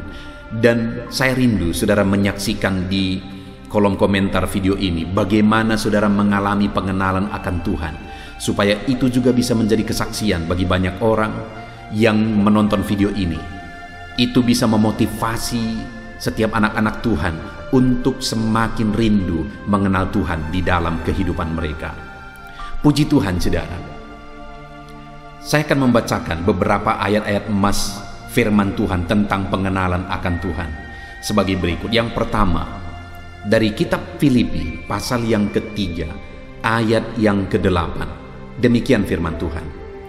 Malahan segala sesuatu kuanggap rugi karena pengenalan akan Kristus Yesus Tuhanku lebih mulia daripada semuanya. Oleh karena dialah aku telah melepaskan semuanya itu dan menganggapnya sampah, supaya aku memperoleh Kristus. Saudara, di dalam kitab Filipi pasal 3 ayat yang ke-8 ini, Paulus menegaskan bahwa kebanggaan-kebanggaan masa lalu dia lepaskan. Bahkan dia anggap itu sebagai sesuatu yang rugi. Dia anggap itu sebagai sampah, tidak berguna, tidak berarti sesuatu sama sekali, dibandingkan dengan pengenalan akan Kristus. Jadi saudara, setelah mengalami pengenalan akan Tuhan, Paulus disadarkan, dan akhirnya dia kejar pengenalan itu lebih lagi dan lebih lagi. Dan akhirnya dia disadarkan bahwa kebanggaan-kebanggaan dunia yang dia peroleh di masa lalu, sekarang dia sebut sebagai sesuatu yang rugi, sesuatu yang sampah, tidak berguna dibandingkan dengan pengenalan akan Tuhan. Itu sebabnya dia kejar, dan dia kejar terus pengenalan itu di dalam kehidupannya. Saudara, pengenalan akan Tuhan tidak pernah cukup. Kita harus terus lebih mengenal Tuhan. Kita harus terus lebih mengenal Tuhan di dalam kehidupan kita, dalam hubungan kita dengan Tuhan. Di sana kita akan mengalami pengenalan yang lebih dalam lagi akan Dia. Itu sebabnya saudara, mari kita lebih mengenal Tuhan, lebih rindu dan haus akan Tuhan di dalam kehidupan kita. Saudara, satu kali saya berbicara dengan seorang tua. Dia adalah seorang pelayan di satu gereja dan dia sudah sangat lanjut usia. Dan melalui perbincangan itu saudara, di satu sisi saya sangat bersyukur, tapi di sisi lain saya juga sangat sedih. Kenapa saudara? Karena pada waktu itu kami berbincang-bincang, saya menjelaskan tentang pengalaman saya dengan Tuhan, bagaimana saya berdoa, bagaimana hubungan saya dengan Bapa di sorga. Ketika saya berdoa, saya mengalami keintiman dengan Bapa di sorga. Saya mengalami pengalaman yang indah dengan Bapa di sorga. Ketika saya menjelaskan itu saudara, dia bingung. Dan akhirnya dia bilang, kenapa aku tidak pernah mengalaminya? Dia kenal Yesus sebagai Tuhan dan Juru Selamat dalam hidupnya saudara. Dia sering khotbahkan itu juga. Tetapi dalam perjalanan keagamaannya, dalam pengiringannya akan Kristus, dia tidak mengalami keintiman dengan Bapa. Di satu sisi, saya bersyukur sebagai orang yang masih muda, Tuhan menganugerahkan bagiku pengenalan akan Dia. Tuhan menganugerahkan bagiku satu hubungan keintiman yang begitu indah dengan Dia, dengan Bapa di sorga. Di sisi lain, saya sedih. Kenapa Bapa ini tidak mengalami itu? Karena memang dia tidak pernah dibawa, dididik, diajar untuk mengalami pengenalan yang lebih intim dengan Bapa. Dia hanya mengetahui dasar-dasar kekristenan. Yesus Tuhan dan Juru Selamat, itu dia alami. Tapi dia tidak pernah mengupgrade, dia tidak pernah mengejar untuk semakin intim dengan Bapa, untuk semakin mengenal Bapa. Paulus menegaskan, untuk mengejar pengenalan itu, dia anggap sampah kebanggaan-kebanggaan dunia. Saudara, sejauh mana pengenalan saudara akan Tuhan saat ini? Seberapa haus dan rindu saudara untuk mengenal Tuhan? Paulus dalam mengejar pengenalan akan Tuhan, kebanggaan-kebanggaan dunia, dia anggap sampah, dia anggap tidak berarti, dia anggap tidak berguna dan tidak bernilai sama sekali, supaya memperoleh pengenalan yang lebih dalam akan Kristus. Saudara, mari kita kejar pengenalan akan Kristus lebih daripada semuanya. Yang kedua, saudara, ayat emas kedua tentang pengenalan akan Tuhan. Dari 2 Petrus pasal yang pertama ayat yang kedua, demikianlah firman Tuhan. Kasih karunia dan damai sejahtera melimpahi kamu oleh pengenalan akan Allah dan akan Yesus Tuhan kita. Saudara, Petrus menegaskan bahwa pengenalan akan Tuhan itu membuat umat-umatnya berlimpah dengan kasih karunia dan damai sejahtera. Kita dilimpahi dengan kasih karunia Tuhan dan damai sejahtera melalui pengenalan akan Tuhan. Kalau saudara rindu hidup saudara penuh dengan damai sejahtera Tuhan, kenallah Tuhan lebih dalam. Kalau saudara rindu mengalami kasih karunia yang berlimpah di dalam kehidupan saudara, Allah melimpahkan kasih karunia-Nya, Allah melimpahkan damai sejahteranya, maka kenallah Tuhan, kejarlah pengenalan akan Tuhan lebih dari apapun. Karena sekali lagi Petrus menegaskan kepada umat-umat Tuhan, kasih karunia dan damai sejahtera melimpahi kamu oleh pengenalan akan Allah dan akan Yesus Tuhan kita. Kamu dilimpahi oleh damai sejahtera, kamu dilimpahi oleh kasih karunia Allah ketika kamu mengenal Allah. Saudara rindu kasih karunia Tuhan, kenallah Tuhan. Saudara rindu damai sejahteranya melimpah dalam hidup saudara, kenallah Tuhan.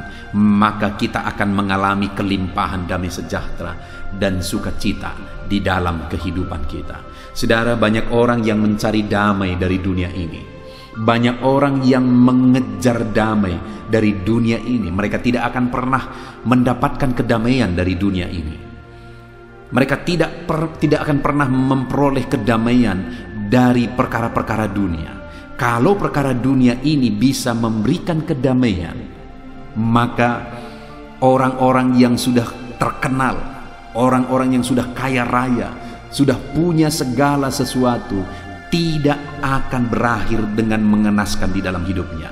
Kita bisa melihat, saudara, orang-orang yang begitu terkenal, bintang-bintang film, begitu banyak mereka mati karena obat penenang. Kenapa? Karena mereka tidak tenang. Karena mereka tidak mengalami ketenangan damai sejahtera. Padahal segala sesuatu ada. Keamanan, perkara materi, kelimpahan, semua ada pada mereka. Begitu terkenal. Tetapi matinya oleh karena obat penenang. Kenapa itu terjadi, saudara?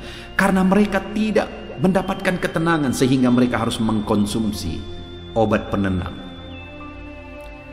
Kenapa? Karena memang ketenangan itu hanya ada pada Tuhan. Kalau kita rindu dilimpahi oleh ketenangan dan ketentraman, maka kenallah Tuhan, kejarlah pengenalan akan Tuhan. Ayat selanjutnya, saudara, tentang pengenalan akan Tuhan adalah dari Hosea pasal yang ke-6 ayat yang ke-3. Demikianlah firman Tuhan. Marilah kita mengenal dan berusaha sungguh-sungguh mengenal Tuhan. Ia pasti muncul seperti fajar. Ia akan datang kepada kita seperti hujan pada akhir musim yang mengairi bumi. Saudara, Hosea menegaskan bahwa untuk kita mengenal Tuhan, kita harus berusaha sungguh-sungguh. Artinya ada usaha yang kita lakukan untuk kita semakin mengenal Tuhan. Ada tindakan, ada kerinduan, ada hal yang kita kerjakan untuk kita semakin mengenal Tuhan. Contohnya saudara, untuk saudara semakin mengenal Tuhan, dengan saudara mendengarkan renungan-renungan firman Tuhan, maka saudara akan semakin mengenal Tuhan. Ada begitu banyak channel-channel yang dibuat oleh hamba-hamba Tuhan untuk saudara bisa semakin mengenal Tuhan melalui renungan-renungan firman Tuhan, melalui khotbah-khotbah. Saya sendiri membuat beberapa channel saudara. Ayat-ayat emas firman Tuhan adalah salah satunya. Kemudian renungan penyejuk jiwa untuk renungan pagi, audio Alkitab untuk renungan malam. Channel-channel ini dibuat saudara untuk supaya saudara bisa semakin mengenal Tuhan, anak-anak Tuhan bisa semakin mengenal Tuhan. Ada usaha yang dilakukan, ada waktu yang harus disediakan untuk merenungkan firman Tuhan. Ada banyak hal yang lain yang bisa dikerjakan. Artinya apa saudara? Ada kerinduan dari hati kita untuk kita semakin mengenal Tuhan. Dan ada tindakan-tindakan yang kita kerjakan untuk kita semakin mengenal Tuhan. Dan kalau kita rindu, kita berbuat, kita bertindak sebagai upaya untuk kita semakin mengenal Tuhan, saudara, maka firman Allah berkata bahwa ia pasti muncul seperti fajar. Saudara, sebenarnya Tuhanlah yang memperkenalkan diri kepada kita. Tanpa dia memperkenalkan diri kepada kita, kita memang tidak akan bisa mengenal dia. Tetapi setelah dia menyatakan diri kepada kita, kita pun ada tindakan yang harus kita lakukan untuk kita bisa semakin mengenal dia. Dan kalau kita rindu mengenal dia, firman-Nya berkata dia akan muncul seperti fajar. Ia akan datang seperti hujan pada akhir musim mengairi bumi.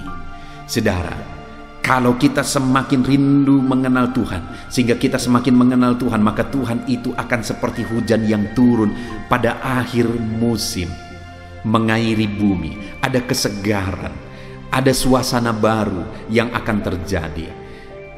Ada keindahan baru yang akan terjadi ketika Tuhan menyatakan dirinya.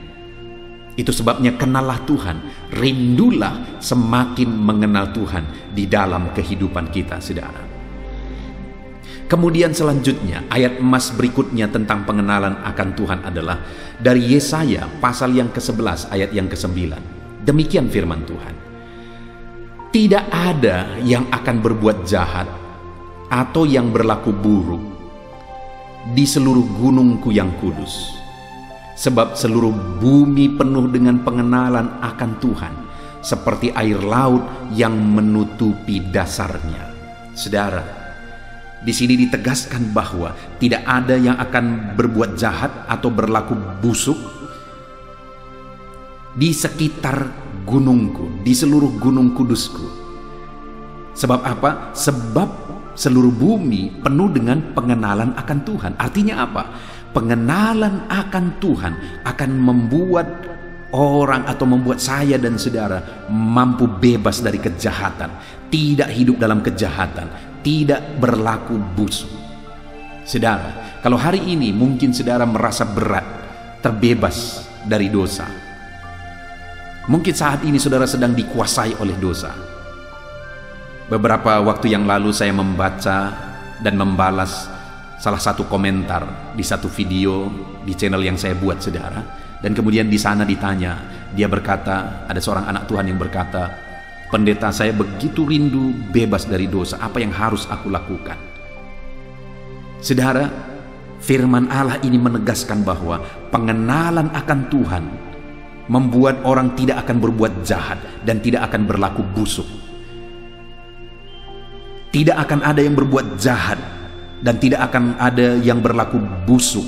Kenapa? Karena di seluruh bumi penuh dengan pengenalan akan Tuhan. Artinya pengenalan akan Tuhan itulah yang akan membebaskan saya dan saudara dari kejahatan, dari dosa dan kebusukan. Kalau saudara rindu bebas dari segala kejahatan, maka hiduplah dalam pengenalan akan Tuhan. Ayat mas selanjutnya, saudara, tentang pengenalan akan Tuhan adalah dari Hosea pasal yang keempat, ayat yang pertama. Demikianlah firman Tuhan. Dengarlah firman Tuhan, hai orang Israel, sebab Tuhan mempunyai perkara dengan penduduk negeri ini, sebab tidak ada kesetiaan, dan tidak ada kasih, dan tidak ada pengenalan akan Allah di negeri ini. Saudara, ayat ini firman Allah menuntut, firman Allah marah kepada umat Israel, dan kemarahan itu diakibatkan oleh karena mereka tidak mengenal Allah. Jadi saudara, betapa pentingnya pengenalan akan Tuhan, karena murka Tuhan akan nyata bagi orang-orang yang tidak mengenal Dia. Allah akan menuntut orang-orang yang tidak mengenal Dia. Kenapa saudara? Karena Allah itu sendiri telah merendahkan diri. Dia yang meninggalkan sorga, Dia menyatakan dirinya, Dia menjadi manusia, Dia menyatakan dirinya sebagai Mesias yang menebus manusia. Itu sebabnya sangat wajar kalau orang-orang yang tidak mengenal Dia akan Dia tuntut dan akan dimurkai, saudara. Kenapa? Karena mereka tidak mau mengenal Allah, padahal Allah sudah menyatakan dirinya kepada mereka. Itu sebabnya setiap kita saat ini, saudara, hiduplah dalam pengenalan akan Allah. Berusahalah untuk semakin mengenal Allah. Kejarlah pengenalan akan Allah lebih lagi dan lebih lagi di dalam kehidupan kita, karena Allah akan menuntut dan murka kepada orang-orang yang tidak berusaha, yang tidak mengejar pengenalan akan Dia. Ayat emas berikutnya, saudara, tentang pengenalan akan Allah adalah dari Hosea pasal yang keempat, ayat yang ke-6. Demikian firman Tuhan, umatku binasa karena tidak mengenal Allah. Karena engkaulah yang menolak pengenalan itu, maka aku menolak engkau menjadi imamku. Dan karena engkau melupakan pengajaran Allahmu, maka aku juga akan melupakan anak-anakmu. Saudara, di dalam ayat ini firman Allah menegaskan bahwa umatku binasa karena tidak mengenal Allah. Artinya, tidak mengenal Allah berakibat kebinasaan. Orang-orang yang tidak mengenal Allah akan mengalami kebinasaan. Tidak mengenal Allah berarti kebinasaan. Kenapa saudara mereka tidak mengenal Allah? Karena mereka menolak pengenalan akan Tuhan. Sehingga Tuhan juga menolak mereka. Orang-orang yang tidak berusaha, tidak mengejar pengenalan akan Tuhan, akan ditolak oleh Tuhan, akan mengalami kebinasaan. Itu sebabnya dalam hidup kita, saudara, berusahalah, kejarlah pengenalan akan Tuhan. Bahkan firman Allah ini berkata bahwa maka aku juga akan melupakan anak-anakmu. Orang yang tidak mengenal Allah juga akan berdampak kepada anak-anak mereka, karena anak-anak mereka juga akan ditolak oleh Allah. Karena orang-orang yang tidak mengenal Allah akan berdampak anak-anaknya juga tidak mengenal Allah. Itu sebabnya hiduplah dalam pengenalan akan Allah, supaya anak-anak kita, keturunan kita juga mengalami pengenalan akan Allah, saudara. Orang yang tidak mengenal Allah, keturunannya juga akan berakibat tidak mengenal Tuhan dan berakibat kebinasaan kepada keturunan mereka. Ayat emas terakhir, saudara, tentang pengenalan akan Tuhan adalah dari Hosea pasal yang ke-6 ayat yang ke-6. Demikian firman Tuhan, sebab aku menyukai kasih setia dan bukan korban sembelihan, dan menyukai pengenalan akan Allah lebih daripada korban-korban bakaran. Firman Allah menegaskan bahwa Dia lebih menginginkan pengenalan akan Dia daripada korban-korban bakaran. Artinya, saudara, bagi Tuhan pengenalan akan Dia lebih penting daripada apa yang bisa kita beri bagi Dia. Karena Tuhan adalah Allah yang sempurna, tidak ada yang kurang dari Dia. Dia Allah yang sempurna, saudara. Dan Dia menegaskan bahwa yang paling Dia inginkan adalah pengenalan akan Dia. Dia rindu kita anak-anaknya semakin mengenal Dia. Dia rindu kita anak-anaknya semakin dekat dan intim dengan Dia. Itu yang paling dirindukan oleh Tuhan, saudara. Saudara, bayangkan jika kita disebut sebagai anak-anak Tuhan, padahal kita tidak memiliki pengenalan yang benar terhadap Tuhan sebagai Tuhan kita, sebagai Bapa kita. Itu sebabnya Tuhan berkata, yang paling Dia inginkan adalah pengenalan akan Dia. Puji Tuhan, saudara, kita telah merenungkan beberapa ayat-ayat emas firman Tuhan tentang pengenalan akan Dia, di mana pengenalan akan Tuhan adalah sesuatu yang lebih penting daripada apapun. Dan itu sebabnya, saudara, pengenalan akan Tuhan harus kita kejar. Paulus berkata bahwa segala sesuatu kuanggap rugi supaya aku bisa mengejar, supaya aku bisa mendapatkan pengenalan yang lebih dalam akan Tuhan.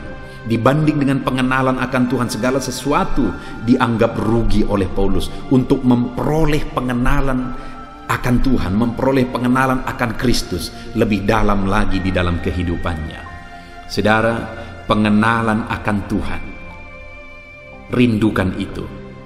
Biarlah dalam kehidupan kita semakin mengenal Tuhan hari demi hari. Orang yang tidak mengenal Tuhan akan binasa, tetapi orang-orang yang mengenal Tuhan akan mengalami damai sejahtera, karena orang-orang yang mengenal Tuhan dilimpahi damai sejahtera dan ketenangan. Puji Tuhan, saudara, mari kita berusaha untuk semakin mengenal Tuhan di dalam perjalanan hidup kita. Semakin mengenal Dia dan semakin mengenal Dia. Tuhan kiranya memberkati setiap saudara melalui ayat-ayat emas firman Tuhan yang telah kita renungkan bersama. Saat ini saya akan berdoa bagi saudara, untuk saudara semakin mengenal Tuhan. Mari ambil sikap berdoa, saudara. Mari kita berdoa bersama. Bapa di sorga, saat ini Tuhan, hamba berdoa bagi setiap anak-anak-Mu. Tuhan, ulurkan tangan-Mu menjamah setiap anak-anak-Mu, berkati kehidupan mereka. Dan saat ini yang paling utama yang hamba mohonkan kepadamu, ya Tuhan, biarlah setiap anak-anak-Mu yang sedang mendengarkan video ayat-ayat emas firman Tuhan ini, supaya mereka Engkau bawa semakin intim dengan Engkau, supaya Engkau membawa mereka semakin mengenal Engkau, ya Tuhan. Biarlah hari demi hari mereka semakin dan semakin mengenal Tuhan di dalam kehidupan mereka. Berkati anak-anak-Mu, karuniai anak-anak-Mu dengan pengenalan akan Engkau, ya Tuhan. Karena dengan mengenal Engkau, mereka akan dilimpahi dengan kasih karunia dan damai sejahtera Tuhan. Orang-orang yang tidak mengenal Engkau akan mengalami kebinasaan. Itu sebabnya berkati anak-anak-Mu, bawa mereka semuanya semakin mengenal Tuhan. Engkau yang mengenal mereka pribadi lepas pribadi. Engkau yang menjamah dan menuntun mereka untuk semakin mengenal Tuhan. Hamba berdoa, biarlah setiap anak-anak-Mu yang menjadi pelanggan video-video di channel ini, mereka dibawa semakin mengenal Tuhan. Berkati hidup mereka di dalam nama Tuhan Yesus Kristus. Hamba berdoa, haleluya, amin. Puji Tuhan, saudara. Di dalam video ini saudara akan diberkati melalui ayat-ayat emas firman Tuhan tentang topik Allah yang menyediakan. Saudara, Allah yang kita sembah adalah Allah yang menciptakan dari yang tidak ada menjadi ada. Maka di dalam kehidupan kita, saudara, apapun Allah sanggup untuk menyediakan. Jika yang tidak ada pun Dia sanggup ciptakan menjadi ada, maka dalam segala kebutuhan saudara, dalam segala perkara dalam kehidupan kita, Allah kita sanggup menyediakan. Allah kita disebut sebagai Allah Jehovah Jireh, artinya Dia Allah yang menyediakan. Adakah saudara dalam kehidupan saudara saat ini saudara begitu merindukan Allah menyatakan dirinya sebagai Allah yang menyediakan, yang mencukupkan apa yang saudara perlu, apa yang saudara butuhkan? Mari saat ini saudara melalui video ini renungkan ayat-ayat emas firman Tuhan tentang Allah Jehovah Jireh, Allah yang menyediakan di dalam kehidupan kita, saudara. Adapun beberapa ayat emas tentang Allah yang menyediakan adalah sebagai berikut. Ayat yang pertama adalah dari Kejadian pasal yang ke-22 ayat 7 sampai ayat yang ke-8. Demikian firman Tuhan. Lalu berkatalah Ishak kepada Abraham ayahnya, "Bapa," sahut Abraham, "Ya anakku." Bertanyalah ia, "Di sini sudah ada api dan kayu, tetapi di manakah anak domba untuk korban bakaran itu?" Sahut Abraham, "Allah yang menyediakan anak domba untuk korban bakaran baginya, anakku." Demikianlah keduanya berjalan bersama-sama. Saudara, konteks dari firman Tuhan yang telah dibacakan ini, saudara, adalah konteks yang keadaan atau kisah yang sangat unik, di mana, saudara, pada waktu itu Tuhan memerintahkan kepada Abraham supaya Abraham mempersembahkan Ishak, anaknya. Ishak adalah penggenapan janji Tuhan yang sudah begitu lama dinanti-nantikan oleh Abraham. Tapi ketika janji itu digenapi dan kemudian akhirnya Ishak beranjak dewasa, Allah berfirman kepada Abraham supaya Ishak dipersembahkan bagi dia. Dan kemudian, saudara, pada waktu itu Abraham mengajak Ishak ke gunung yang ditentukan oleh Allah untuk mempersembahkan korban bagi dia. Dan kemudian saat mereka berangkat dan hampir tiba di tempat persembahan korban itu, saudara, bertanyalah Ishak kepada Abraham. Dia berkata, "Bapa," sahut Abraham, "Ya anakku." Bertanyalah ia, "Di sini sudah ada api dan kayu, tetapi di manakah anak domba untuk korban bakaran itu?" Saudara, pada waktu itu hati Abraham tentu saja akan sangat hancur. Kenapa, saudara? Karena Ishak yang sebentar lagi dia dipersembahkan, karena itu perintah Tuhan pada waktu itu. Bertanya kepada dia, "Di mana anak domba yang untuk korban bakaran itu?" Api sudah ada, kayu sudah ada. Di mana anak domba yang akan dipersembahkan? Tetapi jawaban Abraham begitu luar biasa, saudara, di mana ayat 8 dikatakan, sahut Abraham, "Allah yang menyediakan anak domba untuk korban bakaran baginya, anakku." Ada satu hal yang kita belajar di sini, saudara, bahwa Abraham begitu yakin bahwa Allah akan menyediakan korban bakaran bagi dia sebagai pengganti Ishak. Sehingga ketika Ishak bertanya, Abraham berkata bahwa Allah yang akan menyediakan domba untuk korban bakaran baginya. Jadi sekalipun pada waktu itu Abraham tidak mengerti, tidak tahu bagaimana nanti, bahkan mungkin hatinya waktu itu begitu hancurnya, tetapi ada satu yang tidak pernah rubuh dari dalam dirinya, yaitu iman bahwa Allah akan mengerjakan yang terbaik, iman bahwa Allah akan menyediakan, mencukupkan. Dan ternyata benar, saudara. Akhirnya mereka melihat anak domba ada yang tersangkut di sana, dan kemudian anak domba itulah yang dipersembahkan oleh petunjuk Tuhan. Saudara, hal pertama yang kita belajar dari Kejadian 22 ayat 7 sampai 8 ini adalah bahwa untuk kita mengalami penyediaan daripada Tuhan, kita harus hidup dalam iman, keyakinan bahwa Allah kita akan menyediakan. Dan masih kisah yang sama, saudara, dari Kejadian 22 ayat 14. Di sana dikatakan, "Dan Abraham menamai tempat itu Tuhan menyediakan. Sebab itu sampai sekarang dikatakan orang, di atas gunung Tuhan akan disediakan." Saudara, di ayat 14 pasal 22 ini, di sana sudah ditegaskan bahwa Tuhan menyediakan anak domba itu. Artinya apa, saudara? Bahwa orang yang hidup dalam iman kepada Tuhan akan mengalami bahwa Tuhan menyediakan yang dia perlukan, Tuhan menyediakan yang dia butuhkan. Hari ini, saudara, biarlah kita hidup dalam iman. Jika kita rindu mengalami Allah menyediakan, Allah mencukupkan di dalam kehidupan kita. Ayat emas berikutnya tentang penyediaan daripada Tuhan, saudara, adalah dari Yesaya pasal 26 ayat yang ke-12. Demikian firman Tuhan.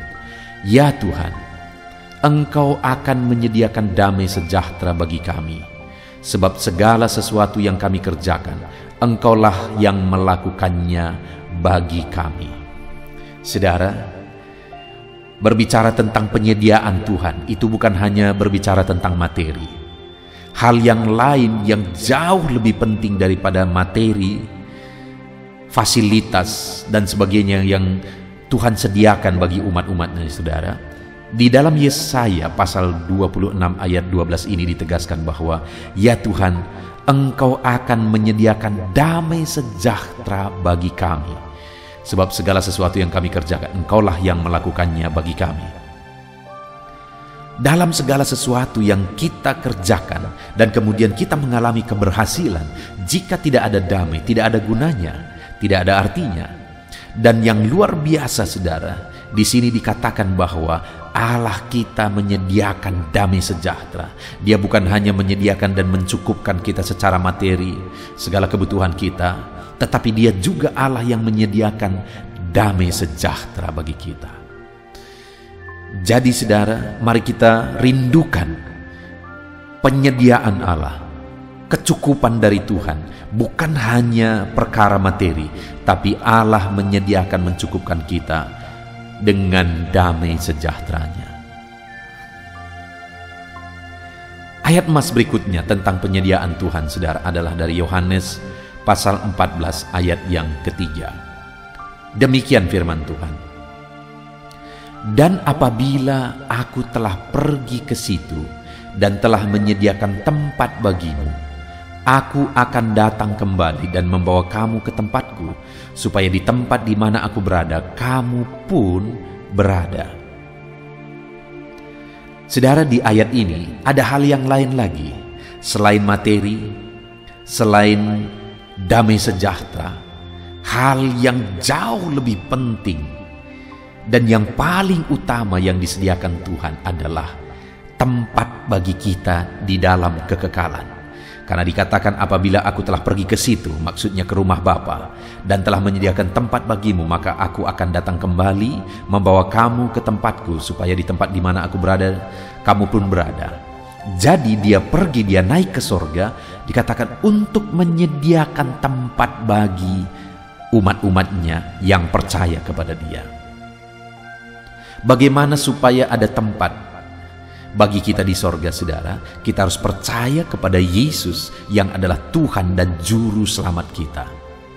Jadi bagaimana supaya kita mengalami penyediaan tempat kekekalan di sorga, di rumah Bapa bagi setiap kita? Percaya bahwa Yesuslah Tuhan dan Juru Selamat, saudara. Kalau saat ini ada saudara yang belum percaya kepada Yesus sungguh-sungguh, bahwa Dia yang telah menembus hidup saudara, menghapuskan dosa saudara, menanggung dosa saudara di kayu salib, ini waktunya.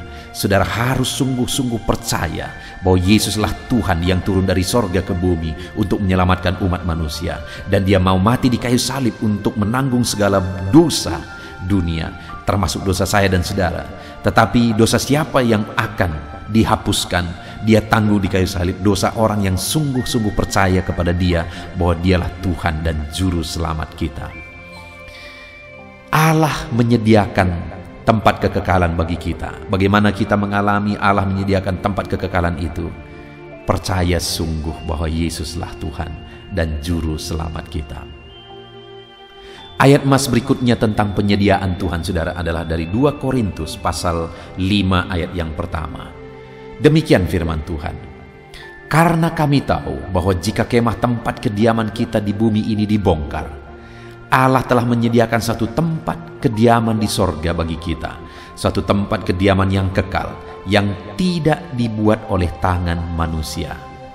Saudara, firman Allah ini menegaskan bahwa apabila satu waktu nanti kemah tempat kediaman kita ini, yang maksudnya tubuh kita, akan dibongkar, maka Allah telah menyediakan satu tempat di sorga, yaitu tempat kediaman yang kekal.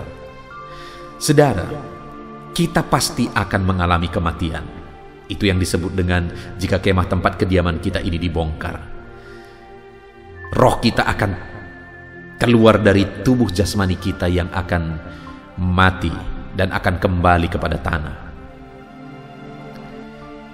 Dan ketika itu terjadi, saudara, Allah kita telah menyediakan satu tempat di sorga bagi kita, satu kediaman yang kekal yang tidak dibuat oleh tangan manusia.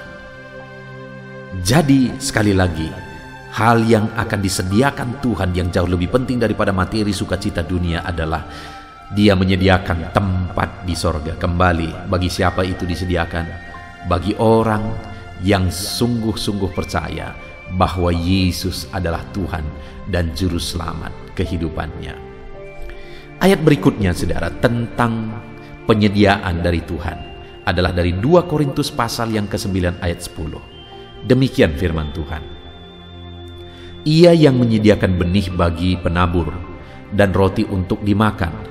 Ia juga yang akan menyediakan benih bagi kamu dan melipat gandakannya dan menumbuhkan buah-buah kebenaranmu. Saudara, di sini dikatakan bahwa Dia yang akan menyediakan benih bagi kamu dan melipat gandakannya. Artinya apa, saudara? Bahwa Tuhan akan mencukupkan yang kita butuhkan.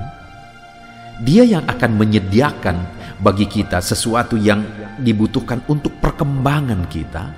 Dan kemudian dari apa yang Dia sediakan itu yang akan Tuhan sendiri kembangkan dalam hidup kita. Dia akan ikut campur tangan supaya apa yang Dia taruh dalam diri kita akan berkembang.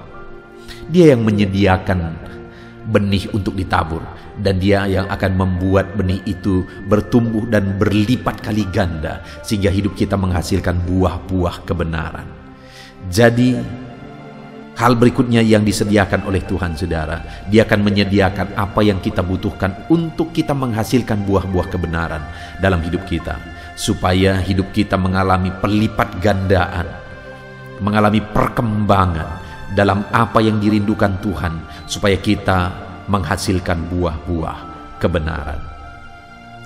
Ayat emas terakhir, saudara, tentang penyediaan Tuhan adalah dari Yakobus pasal yang ke-5 ayat 11. Demikian firman Tuhan, sesungguhnya kami menyebut mereka berbahagia, yaitu mereka yang telah bertekun.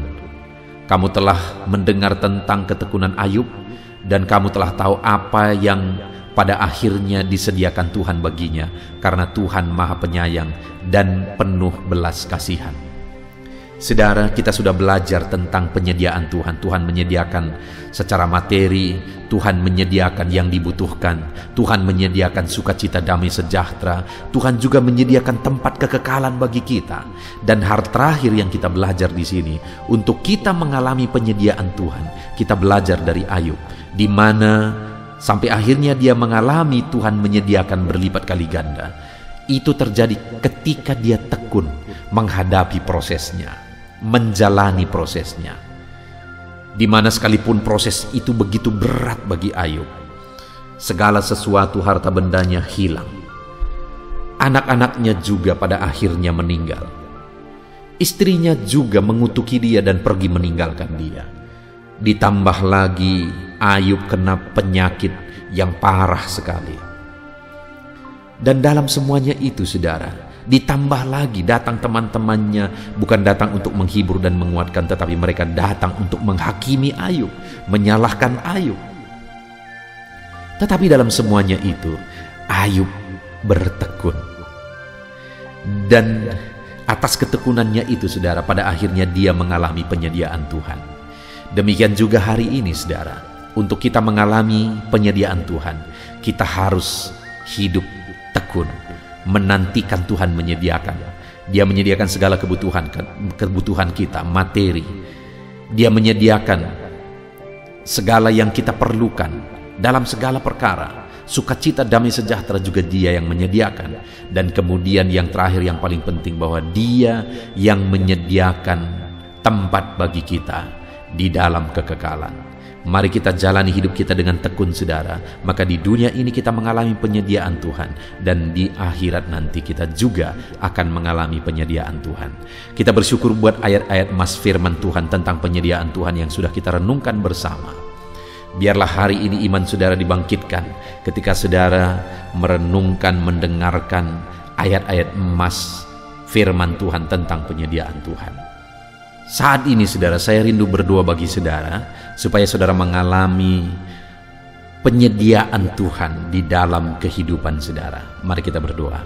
Bapa di sorga, saat ini Tuhan, hamba berdoa, hamba memohon bagi setiap anak-anak-Mu yang mendengarkan renungan ayat emas tentang penyertaan Tuhan, penyediaan Tuhan di dalam kehidupan umat-umatnya. Saat ini Bapa di sorga, hamba berdoa, biarlah Tuhan yang menyediakan segala sesuatu yang dibutuhkan oleh anak-anak-Mu ya Tuhan. Bahkan damai sejahtera juga Engkau sediakan bagi mereka. Dan yang paling penting, biarlah setiap anak-anak-Mu yang mendengarkan renungan ini, mereka percaya sungguh bahwa bahwa Yesus adalah Tuhan dan Juru Selamat. Dan mereka mengalami Tuhan menyediakan tempat di kekekalan bagi mereka. Terima kasih Bapa di sorga, hamba berdoa biar setiap anak-anak-Mu ini mengalami penyediaan Tuhan di sepanjang kehidupan mereka. Lawat mereka, berkati mereka. Tuhan campur tangan dalam hidup mereka. Di dalam nama Tuhan Yesus Kristus, Allah yang menyediakan bagi anak-anak-Mu. Dalam nama Tuhan Yesus Kristus kami berdoa. Haleluya. Amin. Haleluya, puji Tuhan saudara. Kita sungguh bersyukur buat kebenaran-kebenaran firman Tuhan yang telah kita renungkan bersama. Dan saya percaya setiap saudara sudah dikuatkan melalui ayat-ayat emas firman Tuhan yang telah kita renungkan bersama. Dan saat ini saudara, tiba waktunya untuk kita akan berdoa bersama, untuk menyerahkan segala beban, persoalan dan pergumulan saudara kepada Tuhan. Saya akan menopang saudara dalam doa, dalam segala pergumulan-pergumulan saudara. Mari kita datang kepada Tuhan dengan sikap yang benar, dengan iman yang benar, dan tetap tekun berdoa. Sekalipun mungkin sekian lama saudara sudah berdoa kepada Tuhan dan saudara belum mendapatkan jawaban doa, tetaplah berdoa. Tuhan Allah kita siap untuk mendengar dan melakukan mujizat dalam kehidupan kita. Mari kita berdoa saudara. Bapa di sorga, saat ini Tuhan, hamba berdoa bagi setiap anak-anak-Mu ini. Engkau yang mengenal mereka pribadi lepas pribadi. Engkau tahu segala pergumulan mereka, segala persoalan kehidupan mereka. Dan saat ini hamba menopang mereka di dalam doa. Bapa yang baik, hamba berdoa khususnya bagi anak-anak-Mu yang sedang mengalami sakit penyakit saat ini. Tuhan kiranya yang menjadi jawaban atas segala pergumulan sakit penyakit mereka. Saudaraku, bagi saudara yang sedang sakit saat ini, angkat tangan saudara kepada Tuhan, tangan kanan saudara. Lalu taruh tangan kiri saudara di bagian tubuh saudara yang sakit. Tuhan Allah yang menyembuhkan saudara. Bapa di sorga, saat ini Engkau kiranya mengulurkan tangan dan mengerjakan kesembuhan bagi anak-anak-Mu yang sedang mengalami sakit. Engkau mengerjakan mujizat, Engkau menyembuhkan. Angkat segala beban penyakitnya, sembuhkan dia ya Tuhan, dalam nama Tuhan Yesus Kristus. Sembuhkan anak-anak-Mu ini yang sedang mengalami sakit.